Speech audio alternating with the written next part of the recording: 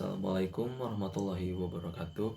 Perkenalkan, saya Fajar Fauzan Najima dari TINFC 2025-02. Di sini saya akan mempresentasikan hasil proyek saya yang berjudul Sistem Informasi Pendaftaran Kursus pada Lembaga dan Pelatihan LKP RPI. Nah, langsung saja kita ke latar belakang. Lembaga kursus dan pelatihan ini tuh menghadapi tantangan signifikan dalam mengelola stabilitas data siswa secara manual. Nah, saat ini ketergantungan pencatatan manual dan spreadsheet konvensional menimbulkan resiko operasional yang tinggi, yang dimana ini tuh bisa mengakibatkan ya kayak datanya tuh masih disimpan secara fisik, yang dimana tuh kekurangannya kalau data disimpan secara fisik ini tuh datanya suatu saat bisa menghilang gitu, atau ya kayak faktor lain kayak dimakan rayap atau ya sebagainya gitu. Nah, oleh karena itu diperlukan sebuah digitalisasi sistem yang berperan sebagai benteng pertahanan informasi guna menjamin keamanan, efisiensi, dan integritas data agar tetap terjaga. Nah, tujuan dari proyek ini tuh untuk mentransformasikan tata kelola administrasi LKP RPI dengan database terpusat. Nah, sistem yang saya rancang ini digunakan untuk mengeliminasi ketergantungan pada dokumen kertas, juga mengotomisasi rekapitulasi data pendaftaran yang saat ini telah mencapai lebih dari kalau data yang saya saat ini tangkap tuh baru 41 ya, dan serta nanti akan disajikan melalui laporan eksekutif yang akurat dan juga real time untuk mendukung pengambilan keputusan oleh pihak manajemen. Nah, di sini tuh saya menggunakan metodologi pengembangan dan normalisasi data. Dalam merancang arsitektur basis data yang kokoh juga optimal, saya tuh menerapkan metode normalisasi bertahap, dimulai dari UNF, 1NF, 2NF, hingga 3NF. Nah, proses ini tuh sangat kritikal untuk memastikan database memenuhi standar industri, bebas dari anomali data seperti insertion, update, dan juga deletion, serta memiliki struktur relasi yang efisiensi. Nah, kita lanjut ke normalisasi data. Yang pertama kita akan bahas dulu UNF-nya atau data mentahnya. Nah, pada saat saya melakukan observasi, datanya tuh masih berbentuk WNF atau berbentuk data mentah, yang dimana lembar formulir pendaftaran LKP RP itu mencatat satu persatu siswa beserta rincian beberapa kursus dan juga beberapa instruktur pengejar ini tuh sekaligus dalam satu baris dokumen. Contohnya kayak gini nih. Nah, ini tuh jadi sih pilihan kursus siswa tuh bisa digandakan, soalnya satu siswa tuh bisa mengambil satu atau lebih kursus, jadi si kursus tuh menumpuk. Nah, ini. Nah, struktur ini tuh sebenarnya sangat rapuh karena memicu data yang menumpuk atau multi value. Karena di sini datanya bersamaan gitu ya. Mungkin nanti kalau si operator melakukan update data atau deletion data, kalau datanya terlalu banyak nanti bisa muncul anomali gitu. Jadi apa namanya ya, error lah semacam kayak gitu. Nah, untuk mengatasi hal tersebut, saya melakukan transformasi ke tahap 1NF untuk menghindari redundansi data juga ya tentunya. Nah, di sini saya mengurai seluruh kelompok berulang tersebut sehingga setiap sel di dalam database hanya memiliki satu nilai tunggal atau bersifat atomik. Nah, kayak gini nih contohnya. Kan tadi di UNF tuh kita datanya kayak gini. Nah, nama guru, ID guru, sampai ke jam mulai kursusnya. Lalu setelah saya dinormalisasi, nanti tuh bakal kayak gini nih. Jadi kelihatannya bakal si datanya tuh lebih rapi. Dimulai dari ID guru, nama, jabatan, ini juga untuk ID kursus, hari, dan juga jam. Nah, nanti ini juga bisa kita normalisasikan juga di langkah selanjutnya ya. Nah, namun di Nah, ini juga nih untuk data-data siswanya. Setelah saya lakukan normalisasi ke satu normal form. Untuk datanya ada 41. Nah, pada satu NF ini sebenarnya saya tuh menemukan kelemahan fatal ya, berupa redundansi tinggi, di mana nama siswa dan juga data pengajar tuh tertulis berulang kali setiap kali ada transaksi baru. Contohnya kayak ada murid baru nih yang baru masuk. Nah, nanti tuh si database-nya itu tertulis berulang kali di ya formulir gitulah. Nah, kalau dibiarkan, database ini tuh nanti akan mengalami anomali seperti yang saya sebutkan tadi. Nah, nanti saat si operator melakukan update atau juga deletion data, nanti tuh si anomali bisa muncul dan mengakibatkan database error. Nah, langkah berikutnya saya tuh memisahkan data-data yang barusan tuh ke tahap 2 NF atau 2 normal form. Nah, di sini tuh saya menganalisis ketergantungan fungsional dan juga memutus ketergantungan sebagian partial dependency. Nah, jadi itu tadi di satu lab kan ada tabel yang berhubungan sama guru, kayak ID guru, nama guru, jabatan. Nah, di tahap 2 NF ini saya menormalisasikannya agar memiliki tabel khusus untuk guru itu sendiri. Terus ada tabel khusus juga. Nah, saya memberikan primary key-nya juga untuk tabel kursus dan juga tabel guru. Terus ada tabel siswa juga sebanyak 41 data. Nah, ada 41 data. Nah,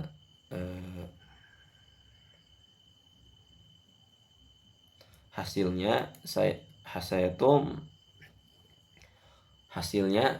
mendekomposisi tabel flat tadi menjadi entitas-entitas master yang mandiri, kayak ini nih, dimulai dari tabel guru, tabel kursus, dan juga tabel siswa. Jadi itu tuh memiliki entitas-entitasnya sendiri agar tidak menyatu dengan entitas yang lain.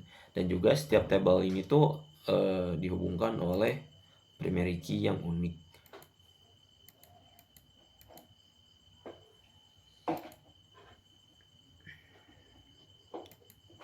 Nah, terakhir, untuk menjamin kesempurnaan struktur database, di sini saya menormalisasikan tabel-tabel ini ke normalisasi ke tahap 3 atau 3 NF atau 3 normal form.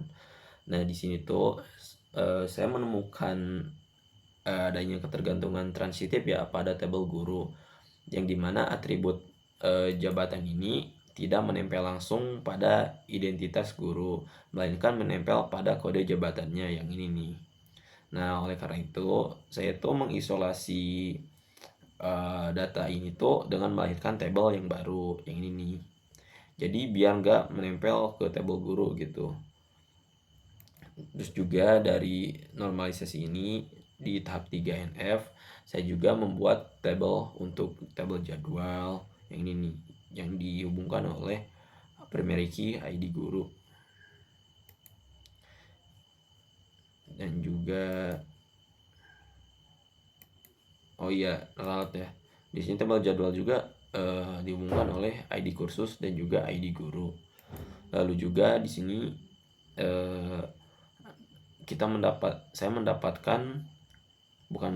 menormalisasikan tabel pendaftaran siswa juga. Di sini datanya ada sebanyak 41 ya. Ya, ada 41. Nah, berkat pencapaian tahap 3 NF ini, sistem informasi LKP-RPI kini memiliki basis data yang ringan, bebas anomali, dan juga memiliki integritas referensial. Nah, untuk tahap selanjutnya kita akan lanjut ke DFD ya, ke diagram konteks terlebih dahulu. Nah, sebelum kita lanjut ke DFD 0, kita mulai dulu dari diagram konteksnya. Nah, kita tinjau dulu arsitektur aliran data sistem melalui diagram konteks ini. Nah, sistem informasi pendaftaran kursus LKPRP ini itu bertindak sebagai proses pusat atau proses nol yang berinteraksi secara eksternal dengan 3 entitas utama. Nah, proses nol itu yang ini nih. Nanti itu kan ada 3 entitas utama ya. Nanti itu si proses nol ini tuh bakal berinteraksi dengan entitas satu, contohnya nih. Nanti si proses nol ini tuh berinteraksi ke siswa dengan memberikan kwitansi dan juga jadwal kursus. Nah, nanti si entitas siswa juga memberikan data pendaftaran ke si proses 0. Lalu di entitas 2, si proses 0 ini tuh memberikan laporan rekapitulasi untuk admin dan yayasan. Nanti si admin yayasan juga bakal memberikan data master kursus ke si proses 0. Nah, entitas terakhir itu guru. Nanti itu si entitas guru bakal berinteraksi dengan proses 0 dengan memberikan biodata guru dan juga jabatannya. Nah, nanti si proses 0 juga tuh bakal berinteraksi dengan entitas guru dengan memberikan jadwal mengajar. Nah, melangkah lebih dalam lagi ke DFD level 0. Nah, di sini tuh saya memecah sistem menjadi 4 subproses utama yang saling terintegrasi. Dimulai dari proses 1.0, terus 2.0, 3.0, dan diakhiri dengan 4.0. Nah, pada proses 1.0 ini dikelola data master, kan ini tuh ada 3 entitas ya. Ada entitas admin, entitas siswa, dan juga entitas admin dan yayasan. Nah, pada entitas 1 ini tuh terhubung ke proses 1.0 dengan data guru dan kursus baru. Jadi dari si admin tuh mengalirkan data guru dan kursus baru ke proses 1.0. Nah, dari proses 1.0 ini dilanjut ke data store jabatan dengan mengalirkan data jabatan. Nah, dari 1.0 ini juga ini tuh sebenarnya terhubung ke 3 data store ya. Tadi kan data store jabatan udah dijelasin. Nah, terus data store 2-nya itu ke data store guru dan data store kursus. Kalau ke data store guru itu flow-nya itu mengalirkan data guru. Kalau ke kursus itu memberikan data kursus dan juga biaya.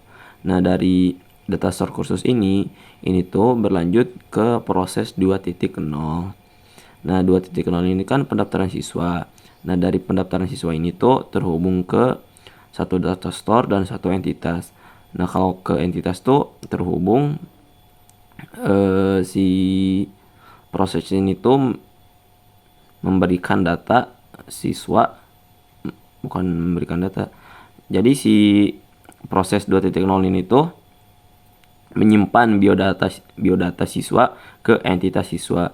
Nah, lalu dari entitas siswa ini mengisi formulir ke pendaftaran siswa atau ke proses 2.0 ini. Lalu dari proses 2.0 ini tuh terhubung ke data store pendaftaran dengan transaksi pendaftaran sebagai alurnya. Nah, dari data store pendaftaran ini juga nanti itu akan terhubung ke proses 3.0 dengan aliran data siswa terdaftar. Nah, jadi dari si data store pendaftaran ini tuh nanti memberikan data siswa terdaftar ke 3.0 atau di data proses penjadwalan. Nah, dari 3.0 ini nanti tuh bakal balik lagi nih ke data store guru. Kalau dari data proses ini nanti terhubung ke data store guru ini dengan memberikan informasi jadwal mengajar kepada guru. Nah, lalu dari guru ini juga nanti tuh bakal terhubung ke data proses penjadwalan dengan flow-nya itu guru ditugaskan. Nah, ada nih satu data store lagi dari yang terhubung dari data store 3.0 penjadwalan. Nah, kan udah ditugasin nih guru sama gurunya. Nah, lalu nanti dari si proses ini tuh menyimpan data jadwal ke data store jadwal. Terus nanti dari si data store jadwal ini bakal berlanjut ke proses 4.0 di pelaporan. Nah, semua data store yang ada di level 0 ini ya, dimulai dari jadwal, guru, terus kursus, jabatan, ini tuh pendaftaran. Nah, ini tuh semua bukan terhubung, jadi si panahnya itu bakal berakhir di proses 4.0 dengan pelaporan. Nanti dari si proses 4.0 ini tuh bakal dilanjut ke entitas admin atau yayasan untuk melakukan laporan rekapitulasi. Nah, seperti itu. Nah, lanjut nih ke di FD1 atau proses 1.0. Nah, proses ini tuh dipecah ya agar lebih efisien. Nah, dapat dilihat nih di sini ada entitas admin dan juga ada 3 proses dan 3 data store. Nanti si admin ini tuh nanti si admin ini tuh bakal berinteraksi dengan proses 1.1 yaitu input jabatan. Juga berinteraksi dengan proses 1.2 input biodata guru dan proses 1.3 input kursus. Nah, kalau dari input jabatan ini tuh bakal berinteraksi dengan data store jabatan dengan memberikan informasi jabatan. Terus di 1.2 di input biodata guru ini tuh bakal berinteraksi dengan data store guru dengan memberikan profil guru. Terus di 1.3 atau di input kursus ini tuh bakal memberikan data berupa detail kursus ke data store kursus. Lanjut ke di FD1 proses 2.0. Di sini tuh ada satu entitas dan ada 3 data store dan 3 proses. Nah, dimulai dari siswa dulu nih. Nanti si entitas siswa ini tuh bakal berinteraksi atau memberikan data formulir pendaftaran ke proses 2.1. Lalu nanti dari proses 2.1 ini bakal data dari siswa ini bakal disimpan ke 2.1. Lalu dari 2.1 ini tuh bakal disimpan ke data store siswa dengan simpan biodata siswa sebagai namanya. Nah, lalu ke data store kursus ini tuh nanti flow-nya ke 2.2 atau verifikasi pembayaran dengan flow cek harga kursus. Nah, lalu dari 2.2 ini di verifikasi biaya lanjut ke registrasi dan registrasi transaksi atau proses 2.3. Nah, dari proses 2.3 ini nanti tuh bakal ditarik ke data store pendaftaran dengan simpan daftar pendaftaran. Dari 2.3 ini juga bakal diakhiri dengan flow-nya ke entitas siswa dengan nama kwitansi dan no pendaftaran. Nah, nanti dari proses 2.3 ini si siswa bakal mendapatkan kwitansi dan juga nomor pendaftarannya ya. Lanjut ke di FD1 proses 3.0. Di sini ada 2 entitas dan ada 2 proses dan juga ada 2 data store. Nah, dimulai dari entitas guru dulu. Nah, entitas guru ini tuh nanti bakal berinteraksi dengan plotting pengajar atau proses 3.1. Juga si data store pendaftar ini juga bakal berinteraksi juga dengan proses 3.1. Nah, dari 3.1 ini atau proses 3.1 ini bakal turun ke atau flow-nya bakal mengarah ke 3.2 atau penentuan jadwal.